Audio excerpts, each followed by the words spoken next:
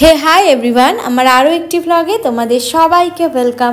আমরা যাচ্ছি ছট পূজার ঘাটে। আমার যা ছট পূজা করছে আর আমি কুলো দিয়েছি, তো এর জন্য আমরা প্রায় 2 সপ্তাহ ধরে নিরামিষ খাচ্ছি। আমার যা এবছর প্রথম করলো আর আমি পরের বছর থেকে ওর সাথে ছট পুজো করব। নিয়মগুলো খুব কঠিন কিন্তু ভীষণ ভালো লাগে। আমরা এক দাদার বাড়ির থেকে ছট পুজো করছি। আমি আর সঞ্জয় বাইক নিয়ে ঘাটে গিয়েছি আর ওরা সবাই মিলে গাড়িতে করে গেছে। এবার ডালা নামাচ্ছিল, তারপরে এই কলার ফানা নিয়ে সবাই আমরা দাদাদের যে ঘাট করা ছিল সেখানে আমরা যাচ্ছি। আর গিয়েই দেখি প্রচুর ভিড়, সবাই চলে এসছে, তোমরা দেখতেই পাচ্ছ। আর ছট পূজার ঘাটটা এমনিতেই দেখতে সুন্দর হয়, এত সুন্দর সুন্দর ডেকোরেশন আর ভীষণ সুন্দর করে ওরা সাজায়। এবার পৌঁছানোর পর সবাই মিলে গোছগাছ করে নিচ্ছিল, কারণ সবাই জলে নামবে যারা ব্রতী ছিল। এদিকে আমাদের ছনের উঠেছে বায়না যে জলে নামবে। আর এই দেখো আমি সুন্দর করে চুড়ি পরে নিয়েছি, আর ডান হাতের মেহেন্দিটা আমার বর পরিয়েছে, বা হাতেরটা আমি। তোমরা বলো অবশ্যই যে কেমন লাগছে। এইবার আমি আর আমার যা সমস্ত কিছু ভালোভাবে দেখে নিয়েছি যে ছট পুজোর নিয়মগুলো কীভাবে কুলো সাজায়, কি লাগে, সমস্ত কিছু দেখে নিয়েছি। তার কারণ আমরা পরের বছর নিজেরা করব। আর যাদের বাড়ির থেকে আমরা ছট পুজো করছি, যে দাদাদের বাড়ির থেকে, তারা ভীষণ ভালো, খুব সুন্দর করে আমাদেরকে সমস্ত কিছু বুঝিয়ে দিয়েছে। তো এবার যেহেতু আমি উপাস ছিলাম না, শুধু নিরামিষ খেয়েছি, সেই জন্য সব নিয়মগুলো করতে পারিনি। আমার যা সব নিয়মগুলো করেছে, আমি পরের বছর থেকে ওর সাথে করব। আর এই যে দেখছো সবার ঘাটের থেকে যারা উপোস ছিল সবাই নেমে গেছে। সূর্য ঠাকুর অস্ত যাওয়া আগ পর্যন্ত ওরা সবাই দাঁড়িয়ে থাকবে। এই ছট পূজা ছটি মাইয়া কিন্তু ভীষণ জাগ্রত, আমরা যা চাই সবাই বলে আর কি তাই পাওয়া যায়। আর এই দেখো ছট পূজাও চলে যাচ্ছে কিন্তু গরম কমছে না। তো যাই হোক, এবার আমিও নেমে গেছি নদীতে। ওরা যতক্ষণ দাঁড়িয়েছিল আমিও ওদের সাথে ততক্ষণ দাঁড়িয়েছিলাম। এই পূজার নিয়ম কিন্তু ভীষণ কঠিন, তার মধ্যে যেটা সব থেকে বড় সেটা হচ্ছে 2 দিন প্রায় নির্জলা উপাস করে থাকতে হয়। কিন্তু আমার মনে হয় যারা মন থেকে ঠাকুরের পুজো দিতে চায় তারা অনায়াসে এই 2 দিন পার করে নিতে পারে। নাহলে এত মানুষ কি করে নির্জলা উপাস থাকতে পারে বলো। আমি এবার সমস্ত কিছু নিয়ম দেখে নিয়েছি, পরের বার আমিও আমার জায়ের সাথে করব। আমাদের বাড়ির থেকে 3টা কুলো গেছে, সেটা হচ্ছে আমাদের ভাসুরের নামে একটা, আমার বরের নামে একটা, আর আমাদের ছনের নামে একটা। তো 3টা কুলোই আমার যা এভাবে করে প্রণাম করে নিচ্ছিল। আমরা কিন্তু সবাই মিলে ঘাটে বেশ আনন্দ করেছি, আমার তো ভীষণ ভালো লাগছিল।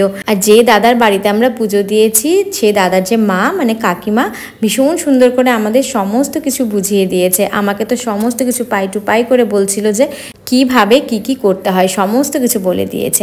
আমি অনেকক্ষণ জলে দাঁড়িয়েছিলাম, আর ছনকেও দেখতে পাচ্ছ তোমরা, ছনও কিন্তু আমাদের সাথে অনেকক্ষণ জলে ছিল। ও কিছুতেই জল থেকে উঠবে না, ভীষণ বায়না করছিল যে জলেই থাকবে। তো সেই জন্য ভাবলাম যতক্ষণ জলে দাঁড়িয়ে আছি ও থাকুক। টুকটাক যে কয়টা নিয়ম আছে আমার জায়ের সাথে আমি করেছি, আর এদিকে সঞ্জয়ও নেমেছে। তো আমরা সবাই মিলে এখন প্রণাম করে পুজোটা শেষ করব। আমাদের এখানে কিন্তু ছট পুজোর ঘাটে অনেক বড় মেলা বসে। আমাদের কালী পুজোর মেলা তো চলছেই, তার সাথে আবার এক্সট্রা করে ছট পুজোর ঘাটেও মেলা বসে।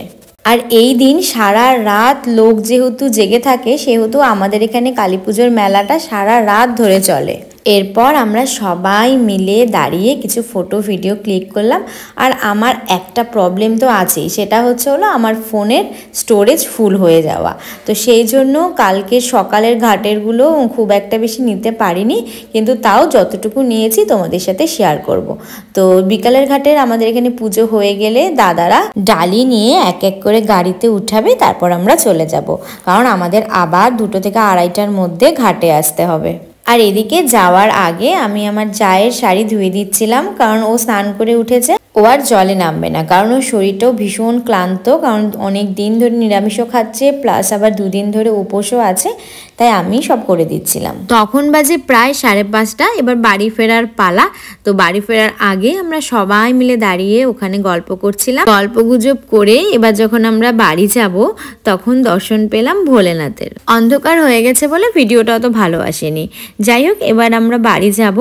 বাড়ি চলে আসার পরে ভীষণ টায়ার্ড লাগছিল, তো ফ্রেশ হয়ে আমি একটু দোকান যাব, আমার একটু দরকারি কাজ ছিল। তো এসে আমরা রেস্ট নিয়ে আবার সকালের জন্য বেরিয়ে গেলাম। তখন বাজে ভোর 3টে। তো গিয়েই দেখি এত ভিড়। আমরা আসলাম 3টার সময়, তাহলে ওরা কখন গিয়ে দেখি সবারই ঘাট মোটামুটি সাজানো হয়ে গেছে, আর এত বোম ফুটছিল, ভীষণ ভালো লাগছিল চারিদিকটা দেখতে। তো এর মধ্যে আমাদের ঘাটটাও সবাই সুন্দর করে সাজিয়ে নিয়েছে। এদিকে আমাদের ঘাট থেকেও বোম ফাটাচ্ছিল সবাই দাদারা, এদিকে ফানুস টানুস সব উড়িয়ে এখন আমরা জলে নামবো। তার আগে ছনও একটু তারাবাতি জ্বালাচ্ছিল। আর জলে নামার আগে না একটু কয়েকটা ঘাট আমি ঘুরেছি, ভীষণ সুন্দর লাগছিল দেখতে, কিন্তু সবগুলো ঘাট আমি তোমাদের দেখাতে পারলাম না, কারণ আমার মোবাইলে স্টোরেজ ফুল হয়ে গেছিলো।